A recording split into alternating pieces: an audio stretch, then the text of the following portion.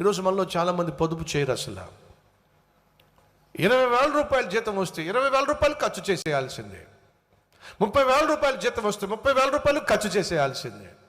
50,000 రూపాయల జీతం వస్తే 50,000 రూపాయలు ఖర్చు చేసేయాల్సిందే.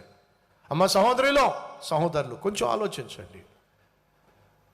వచ్చిన జీతం కాస్త ఖర్చు పెట్టేస్తే సడన్గా ఆరోగ్యం ఒకవేళ కుంటుపడితే ఏం చేస్తారు? వచ్చిన జీతం అంతా ఖర్చు పెట్టేస్తే రేపొద్దున కాలేజ్ ఫీజు కట్టాలి, ఎవరు కడతారు?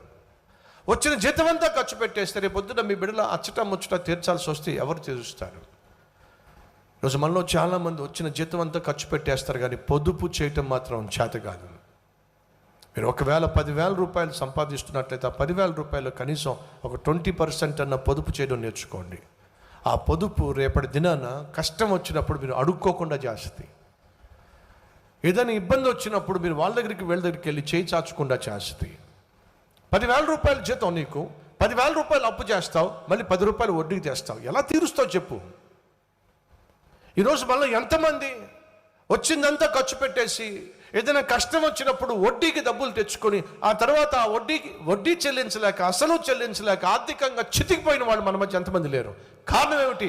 తెలివి తక్కువతనం. పొదుపు చేయడం నేర్చుకోవాలి. కానీ చీమలు పొదుపు చేస్తాయి. అమ్మ సహోదరులు, గొంతెమ్మ కోరికలు పక్కన పెట్టేసేయండి. నీ భర్త సంపాదించే సంపాదన ఏమిటో గమనించండి. దానికి తగ్గట్టుగానే మీ యొక్క అవసరాలు పెట్టుకోండి. ఈరోజు మనం చేయాల్సింది ఏంటో తెలుసా? మనకున్న అవసరాన్ని బట్టి కొనుక్కోవాలి తప్ప మనకున్న కోరికలను బట్టి కాదు. దయచేసి పక్కింటి వాళ్ళని, ఎదురింటి వాళ్ళని, బంధువుల్ని, చుట్టాలను చూసి వార్తలు పెట్టుకోకండి.